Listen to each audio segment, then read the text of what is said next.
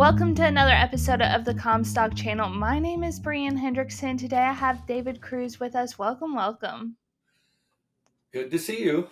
Remember, we are still accepting your yield results, and don't forget to send in those pictures and videos as well. You can send them in at report@comstock.com. Thanks for being on. So, kind of beforehand, like you said, this is kind of an odd topic, but it is a topic that some people do talk about more than what they think. It's about walls and fences and what they do for us. So kind of you are the history person in this instance. So kind of give us a little background on all of this.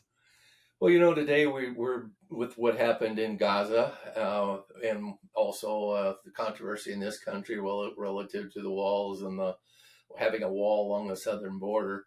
It just got me thinking about the history of fences and the experience that I've had, dealing with them in my life. My On my dad's side, the Cruz side of the family. We originally came from Mecklenburg, Germany, and I traveled there one time, and we have some friends in Dresden. And one of the things we noticed when we were over there is that all the residences, the houses, everybody's got a fence. And we don't see that in the residential areas in the United States. Maybe a fence in the backyard to keep the dog in or something, but these are much more extensive than that. And the whole yards are all fenced. And then I started looking around, and I noticed that, well, they have whole Home Depot stores that all they have is fence, and fence is really important to them. And I asked them about it, and this friend says, well, your home is your castle, and I guess they mark their castles with fence. On the other side of my family, it came from Normandy, France, and the Normandy is known for its hedgerows. Since essentially they mark borders, but they plant some trees and some shrubs, and over time the wind blows in the dirt, and pretty soon they've got an almost impenetrable a vegetative barrier there. And I went back. I was thinking, it was a major obstacle to our U.S. military, and during World War II, in getting through those hedgerows off the beaches and such. But so they've had an impact. But then you go back further in history, and of course, I guess one of the visible fences on Earth, you look from low orbit, I guess, is the Great Wall of China. And going back to that time frame, it was a protective barrier. It was trying to keep the Mongol hordes out of China, but it also became commercial, in that it allowed trade to move through, and they could control that trade, and so the emperors could tax, the merchants. And it's kind of amusing a little bit. We hear this. They were going to build the wall on the southern border, and Mexico was going to pay for it. Well, the emperors in China actually had a similar idea, is that they built these big walls, and of course, the silk trade coming through or whatever, they taxed that. And so they paid for the wall. There's been other instances in history when it's been entirely for protection. Hadrian's Wall in Britain, to keep the Celtic tribes out. Here in the United States, we haven't used walls up to this point very extensively. It's actually better if you don't have to have them. If you get this freedom of movement and such. Some of the walls I was thinking about, really were the forts out west, and that was to protect the soldiers from the Indians at that time. And I was out the Fort Phil Kearny in Wyoming, and that's where the Fetterman massacre occurred, and where they lured a group of soldiers out, and Crazy Horse took care of them, and then later in a treaty that one was eliminated. So it didn't work very well from a standpoint as far as any more than a short term basis. Well, then we bring it up to relevance of all this history to where we're at today. And we've just seen a very stark experience of what happened in Gaza.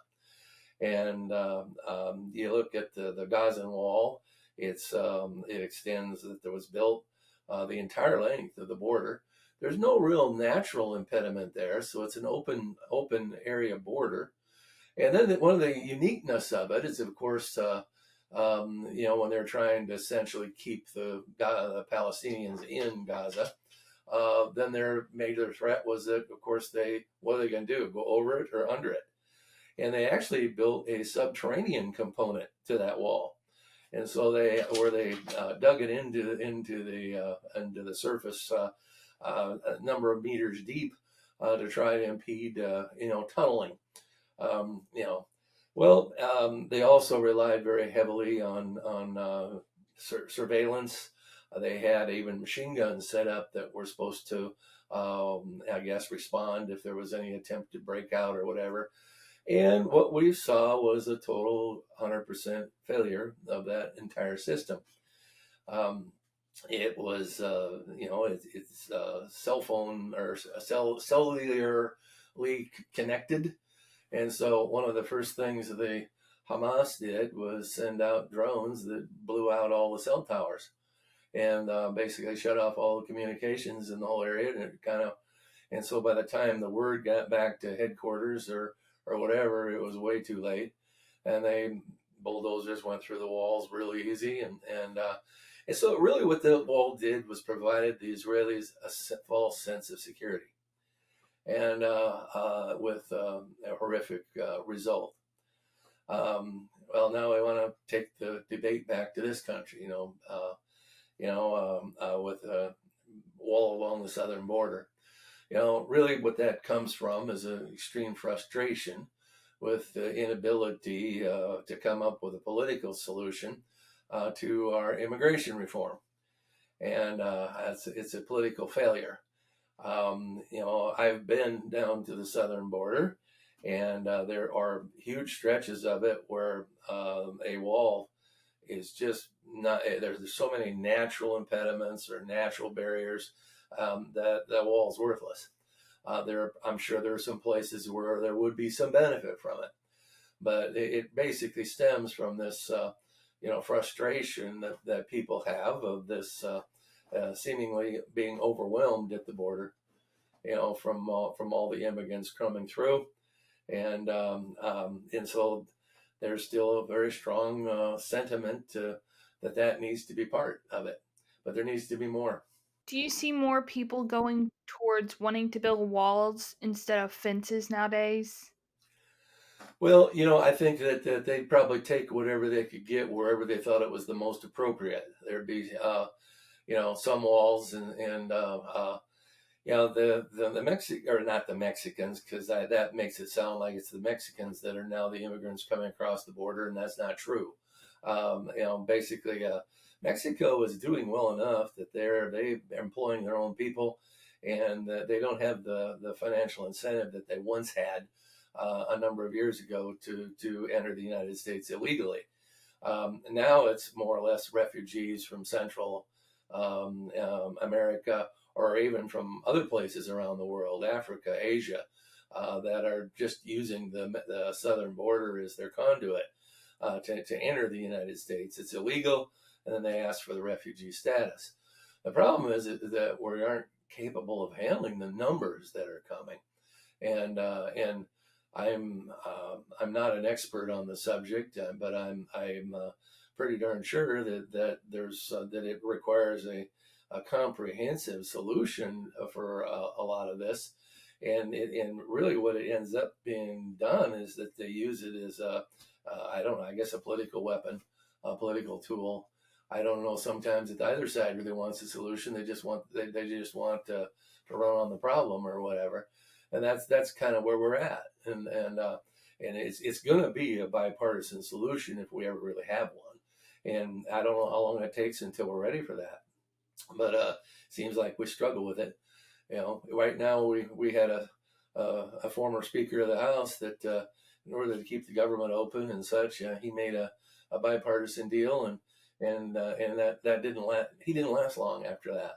That's not a good sign of the times. So, overall, how does all of this together relate and come together with agriculture? Well, it's been interesting how this immigration issue has integrated into agriculture. We have We have a very strong need for jobs, for people to fill those jobs. And I believe it when these private companies say that for these farmers, farm businesses related ones, say that they can't find Americans anymore to do those jobs.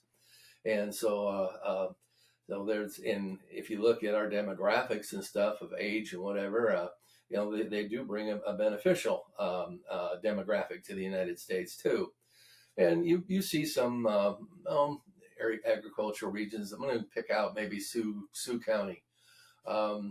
They've got a lot of dairy, a lot of livestock, and they have employed over time a large number of immigrant labor, and they have assimilated into their local communities very successfully.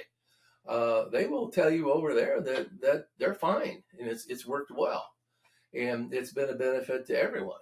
And I don't know why that couldn't be the case for the larger country. If we would allow that to be true. Agriculture has actually set some good examples, for how immigration and it can be a benefit to us. Let's switch over to reports coming out this week and happening today. Tuesday, October 24th. There's only one, and that is the API Energy Stocks comes out. Wednesday, October 25th, the EIA Stocks and Cold Storage comes out.